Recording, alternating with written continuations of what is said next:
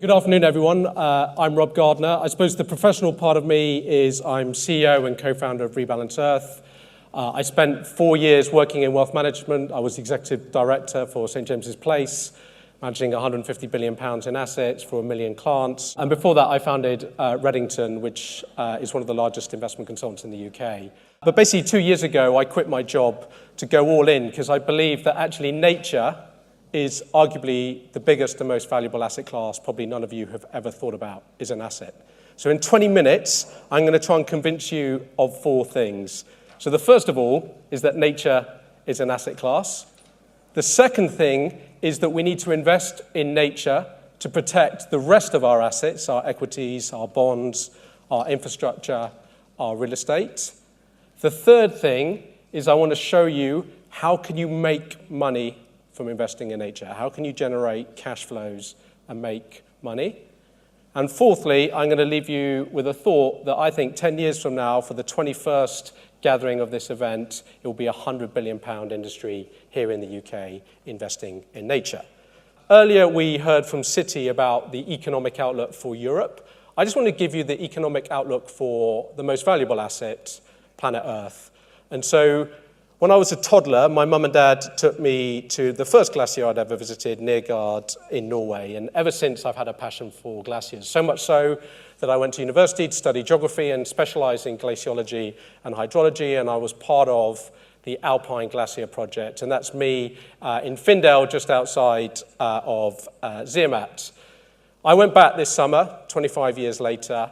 And unfortunately, that glacier has lost about 50% of its mass balance. That's really bad, by the way. Most of our fresh water on the planet is stored in glaciers. This has dramatic impacts for the economy of Germany and Italy that I don't have time to unpack. But I want to use that time frame to say what has happened to the outlook for our planet. So as a toddler, global population was about 4 billion, and we've gone from 4 billion to 6 billion to 8 billion. And human ingenuity has meant that global GDP went from about $10 trillion to $35 trillion when I was at university to over $100 trillion today. An incredible human achievement, but it has come at a cost. And that cost is the amount of CO2 in our planet, measured in parts per million, was about 335 when I was born. Think of parts per million as the BMI index for the health of planet Earth. And even in 1980, our oil and gas companies were writing about the fact that 40 years from now, we would hit 420 parts per million, which is exactly what has happened. Now, what that has meant is that global temperatures were already warmer than industrial times. They were already about 0.4. They went up to 0.8. And scarily, this year, we're basically going to hit 1.5. That's the number we were trying to stop from happening. And you may say, so what? Who cares? It does matter because I'm about to show you how it impacts every single asset that you and your clients are invested in. And just, I suppose, the third thing that has only caught my eye recently is in that lifetime, we have lost a significant amount of our biodiversity. Bees, butterflies, giraffes, sharks, worms, fungi. We'd already lost 15%. By the time I was at uni, we'd lost 30%. But as of this year, we've lost 73% of our wildlife. Now, what's the so what? When you go back to work tomorrow, look at your team and imagine you lost 70% of your team. Would you be able to deliver the work that you need to deliver for your clients? The reality is we have depleted nature's ability to look after us. And by the way, us as 8 billion people are part of nature. And so look, by 2050, the outlook's pretty grim. You know, for my girls, they'll be in their mid-30s, we'll be 10 billion people, the global economy will probably be $300 trillion in nominal terms. If we don't do something about our addiction to oil and gas, we'll probably be at 500 parts per million, and we will hit 3 degrees C world. That is just incredibly bad for our economy and all of our financial assets. And unless we do something to address the whole of nature, we'll probably hit an 80% decline, which is pretty cataclysmic. Now, the point is that quite often when we hear about climate, we talk about net zero, we talk about renewables, and we talk about carbon. But I want to talk to you about climate adaptation and resilience because it's all about water. Because the impact and how it impacts your lives, our companies that we invest in, the assets that we build, is because typically now, as a result of that 1.5 degrees C, we'll have too much too little, or, as we know in the UK, it's too dirty. And that has significant costs. Now, I want to give a real-life example. A good friend of mine, James, moved to Tewkesbury in about 2007, and probably like most of us who live in the UK, we were probably brought up by our parents to say, save, save, save, and buy a home, and your home is your asset. It's the most valuable asset that you can have. And James and his wife went and bought their home in Tewkesbury. They've had 2 children. Their son, Jack, was born about that time. Unfortunately, since they've lived there, their home has flooded 3 times. Their home is uninsurable. This home that is worth £300,000 isn't worth £300,000. It is basically worthless. And James and his wife aren't the only person who have a worthless home. There are many people who live in Tewkesbury and that catchment whose homes are worthless. In fact, it's so bad right now that no one's really talking about this in the UK, but there are people whose homes flooded in 2024 who dare not report that it flooded because they fear they won't be able to get a mortgage. Nationwide has already reported that they won't be giving mortgages to people's homes. The reason this matters is our entire financial system is predicated on building assets, homes, financing it, but that financing is dependent on insurance. If you have no insurance, your asset is worthless. Right now, homes in parts of the UK are falling by 20 to 30% as a direct result of this. So it is a true financial cost. I want to talk to you about business costs. So I want to start with the Shell garage in Carlisle, just off the M6, highly profitable store. The average Shell garage makes about £1 million a month. This one was probably making £1.5 million, £2 million a month. So it was a really lucrative Shell garage. You can just imagine, right? You come off the M6, you need to fill up with petrol, you need to buy your Mars bar and your Coca-Cola can and get on the road. In 2005, there were terrible floods in Carlisle, and the Environment Agency spent £40 million on building flood defences. And they said, these flood defences are so good, it will withstand a 1 in 170-year flood. 10 years later, December 2015, flooding of the River Eden completely destroyed Carlisle. You'll probably remember that was the first Tesco store that flooded. It's the photos where you can just see the Tesco popping out the top. That asset is now worthless. It is a stranded asset. Gone. They couldn't even recover it. No one even wants to buy it. So that site that was making £1.5 to £2 million a month is now worthless. In Carlisle is McVitie's, if you like McVitie's biscuits. Again, in 2015, the flooding was so bad that the factory was closed down for 6 months. RSA, the insurer, had to pay out £50 million. And when they did, and they announced it, they had a profit warning and their share price fell on the bat. So what I'm trying to land is that these climate risks are here, they're right now, they have a tangible impact on businesses. I want to talk about Too Little. These guys, brewers, had just invested 250 grand in expanding their factory to build more capacity, but basically there isn't enough water in Suffolk. And they've been told that they won't have any more water. They've literally had their knees taken out from underneath them, impacting their capacity to make beer and make money. In fact, if you read the London Climate Resilience Report commissioned by Sadiq Khan, not only in London will we have a flooding problem, but every day will cost us £500 million in 2050 because we don't have enough water for buildings like this, for our homes, and every business that operates in the UK. And then Too Dirty. I mean, this has to be the story of the UK. Unfortunately, we haven't invested in our critical infrastructure, our sewage infrastructure. We have these things called combined sewers, which means that when it floods, literally we pump raw sewage into our rivers and seas. In fact, our rivers are so unsafe that we can't swim in it. Just think Paris tried to clean up the River Seine for the Paris Olympics. That didn't quite work out the way they hoped it would, and they spent billions of euros on doing that. Our water bills in the UK have increased significantly this year in order to fix that problem, and we know that that won't change. We haven't built new reservoirs in the UK since 1983. So we need significant investment to do that. You probably all know that last year, alongside TCFD, there was a new framework launched called TNFD, that's a task force for nature-related finance. But really, this is just saying companies, it doesn't matter whether you're Unilever or Procter & Gamble or Shell or BP or Microsoft, what are your exposures to nature, but also double materiality, what impact do you have on nature? It turns out that pretty much every business is both negatively impactful on nature, but highly dependent on nature. And it doesn't matter whether it's water. This is the reservoir outside of Barcelona. Barcelona is a city of 2 million people. It has about 11 million tourists a year. It is a major part of the economy of Barcelona. There just isn't enough water. Basically, people in Barcelona were told that they weren't allowed to fill up their pools this year as a result of that. This is going to get seriously bad in the next 10 years. Now, the challenge is our solution to everything is, as human beings, we've now reached a point where we just want to build more stuff. It's not just building ChatGPT, but I want to leave you with this idea.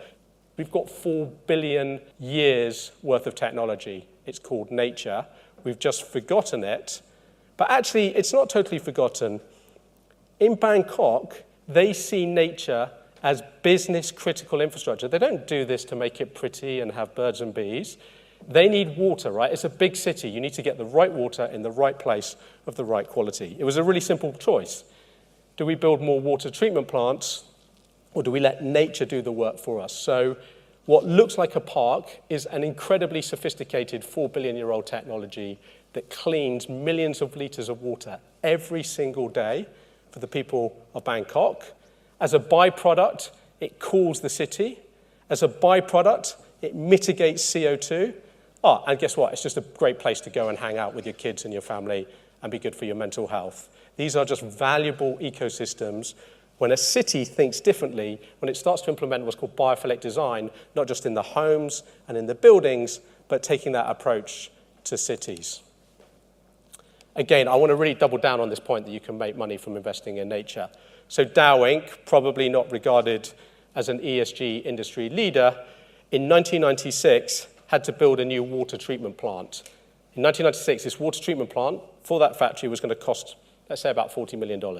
Instead, it restored this wetland for a total cost of $1.4 million.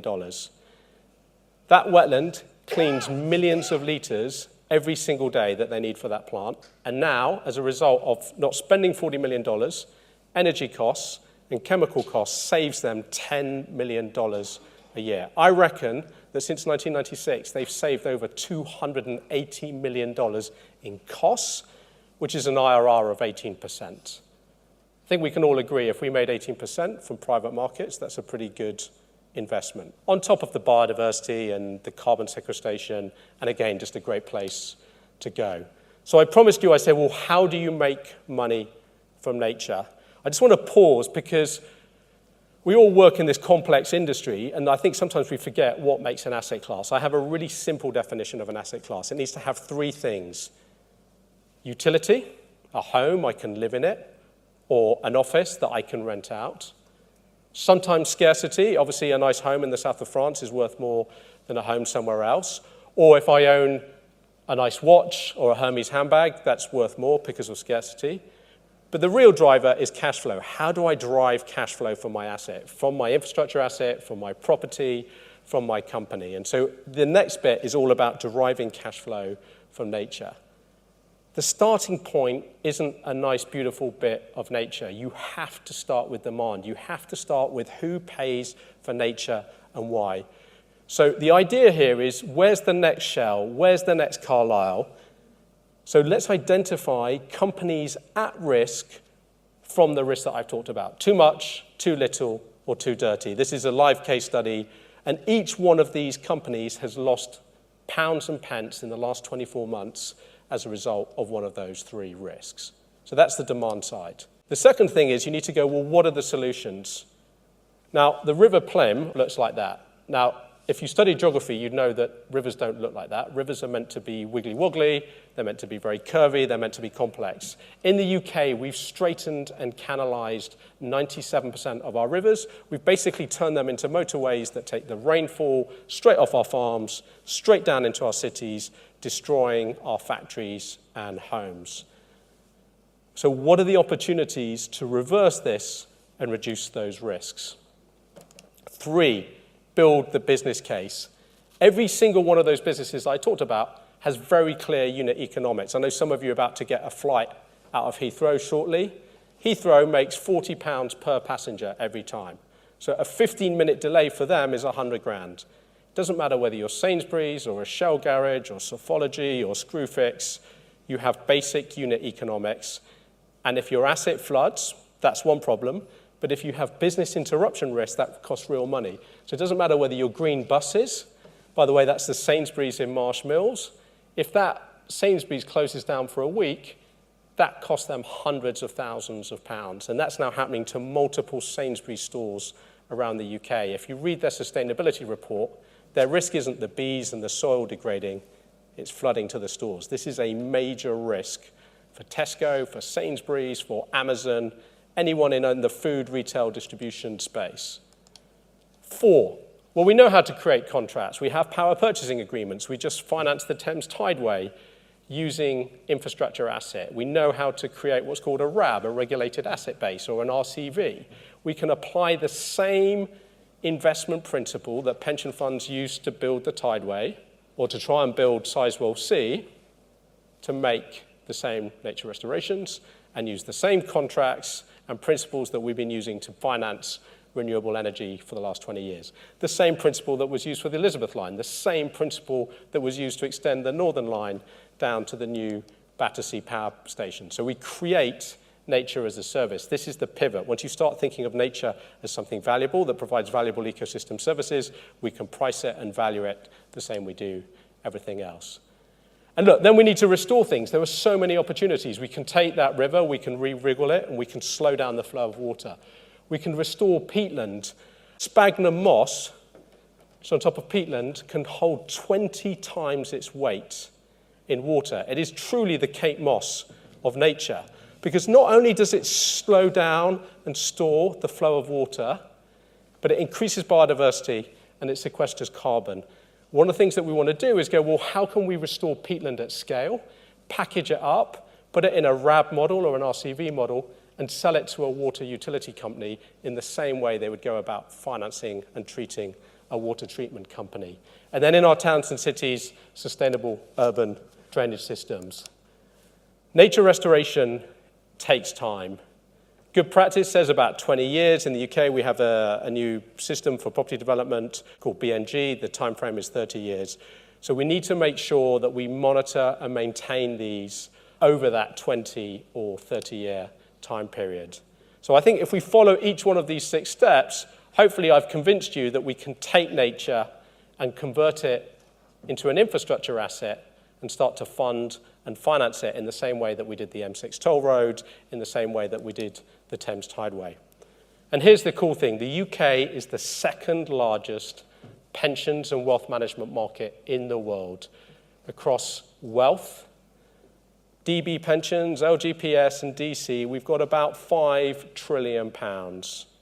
And many of those buy into the argument that climate change and nature loss is a systemic risk to the rest of their portfolio.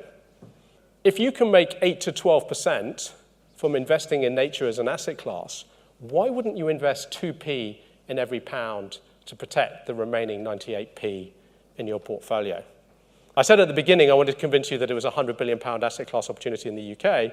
Well, actually, 10 years from now, that 5 trillion will be 10 trillion. So it's actually a £200 billion opportunity. And there are people here like Aberdeen, like Aviva Investors, Mercer have just launched a £160 million fund.